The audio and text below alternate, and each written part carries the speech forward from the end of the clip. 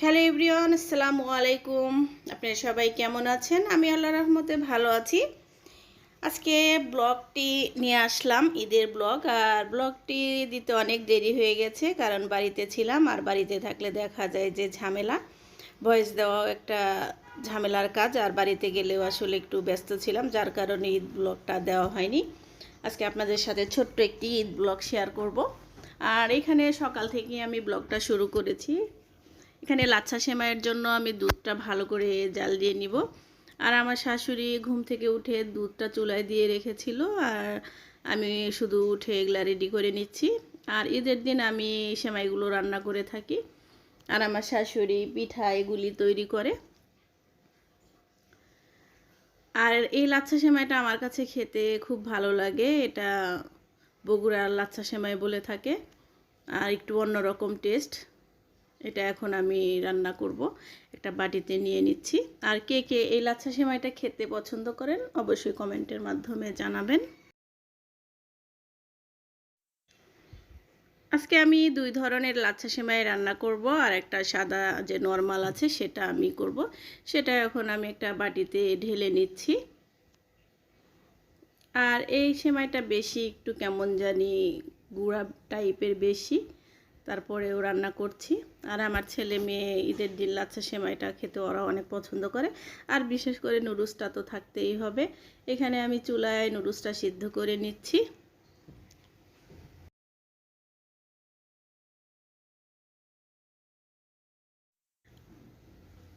এখন আমি সেমাইয়ে দুধটা দিয়ে দিচ্ছি। আর এখানে কিন্তু অনেক সময় দেখা যায় যে বেশি গরম দুধ কিন্তু লাচ্ছা সেমাই দিলে টেনে যায়। আর অবশ্যই ঠান্ডা করে দুধটা দিবেন। যদিও এখানে আমার একটু গরমটাই দিয়েছি, পরবর্তীতে আবার আমি দুধ দিয়ে দিব লাগলে।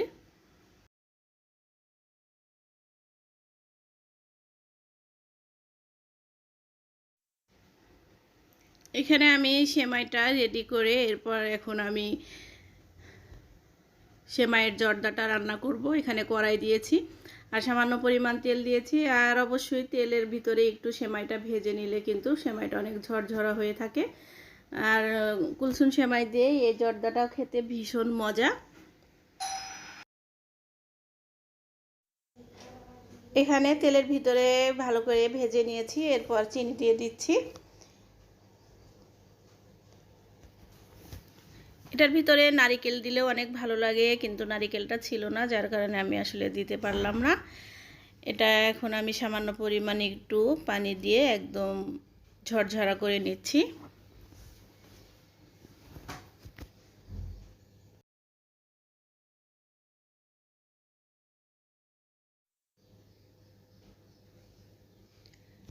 এখানে সেমাইটাও হয়ে গেছে, এটা এখন আমি নামিয়ে নিব। আবার এটা দেখা যায় ঠান্ডা হলে অনেকটা ঝরঝরা হবে। এখন আমি নামিয়ে নিচ্ছি, নামিয়ে নুডলসটা রান্না করব। আর ঈদের দিন তো আমার বাচ্চারা আবার নুডলস না হলে আবার খেতে চায় না, যার কারণে ওদের জন্য রান্না করতেই হয়। এখন আমি চুলায় আবারও পেঁয়াজ কাঁচামরিচ দিয়েছি, ভালো করে ডিমটা ভেজে এরপরে নুডলসটা রান্না করে নামিয়ে নিব।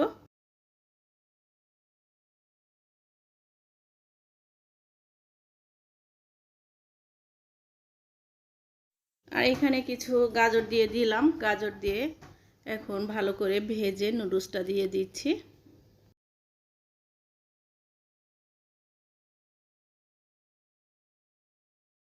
হয়ে গেছে, এখন আমি নামিয়ে নিচ্ছি, নামিয়ে এখন বাটিতে দিয়ে দিব। আর এরপরে আমি টেবিলটা সকালে যে খাবে, যেহেতু ওর দাদা আর আমার ছেলে নামাজে যাবে, টেবিলটা একটু গুছিয়ে নিচ্ছি। আর এখানে আমার শাশুড়ি এবার কিছু পিঠা তৈরি করেছিল, এটা এখন আমি ভেজে নিব। একটা কাঁঠালে পাতা দিয়ে করেছিল, আর এমনি একটা হাত দিয়ে, এটা কি ঝিলমিল পিঠা বলে, অনেকেই আলাকিসি বলে, অনেক দেশে অনেক ধরনের বলে থাকে। এখন আমি এটা ভেজে নিচ্ছি। আর এটা কিন্তু সেমাইয়ের সাথে খেতে ভালোই লাগে। আর বিশেষ করে আমি আমার ছেলে মেয়ে এটা চা দিয়ে অনেক খেতে পছন্দ করি। যদিও আমার শাশুড়ি অনেকগুলো তৈরি করেছিল, আসার সময় মনে ছিল না আনার জন্য।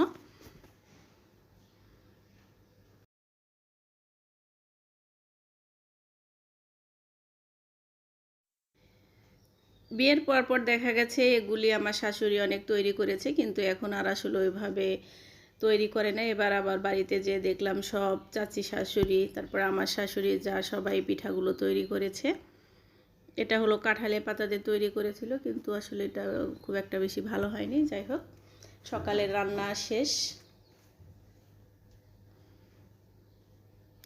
আর রান্নাটা শেষ করে আমি একটু চুলাটা পরিষ্কার করে নিচ্ছি, যেহেতু আজকে ঈদের দিন কাজের মহিলাটা আসেনি। আজকে আমি বলেছি আজকে আসার দরকার নেই, যেহেতু সবারই তো ঈদ, আর ঈদের দিন আসলে মানুষের বাড়ি কাজ করা এটাও আমার কাছে ভালো লাগে না।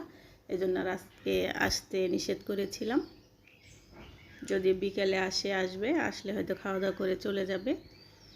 এখানে চুলাটা আমার পরিষ্কার করা হয়ে গেছে। এখন আমি এটা শেষ করে টেবিলটা গুছিয়ে নিয়েছি।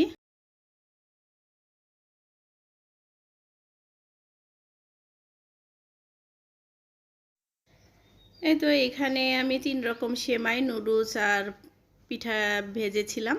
এগুলি খাবে, আর বেশি আসলে ওইভাবে পায়েসও রান্না করিনি। বাচ্চারা আসলে ওরকম খেতে চায় না, যার কারণে অত রান্না করা হয়নি।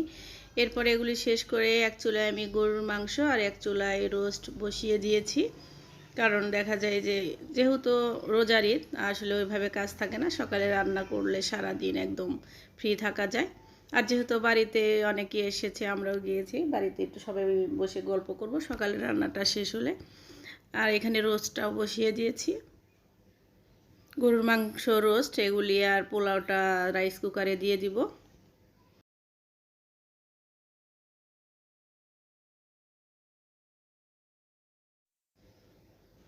এখানে 2 চুলায় 2টা দিয়েছি, হতে থাক। এদিকে আমার ছেলে মাঠে যাবে, ওর দাদা দেখি রেডি হচ্ছে। আর আমার ছেলে টুপি পরতে চাচ্ছে না, ওর দাদা এখানে জোর করছে, আমার ছেলে টুপি দিবে না। এখানে আমার ছেলেকে বসিয়ে দিলাম, বললাম একটু খেয়ে তারপরে মাঠে যাও। ওর দাদা যদিও আগেই খেয়েছে, এখন আর খাবে না। বললাম একটু বসেন, ওর সাথে একটু ভিডিও করি। আর আমার শ্বশুর আবার ছবি তুলতে, ভিডিও করতে গেলে না করে না। যাই হোক, ওঠে।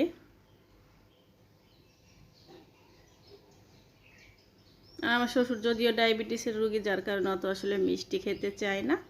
আমার শ্বশুর তো হজ করে এসেছে। এখন ওরা দাদা আর নাতি মাঠে যাবে। এদিকে আমি এখানে একটু আমার শ্বশুরের ছবি তুললাম। এই তো ছোট্ট একটি ব্লগ। আর যদি ব্লগটি ভালো লেগে থাকে তাহলে অবশ্যই একটি লাইক দিবেন এবং আমার চ্যানেলের সাথেই থাকবেন। আল্লাহ হাফেজ।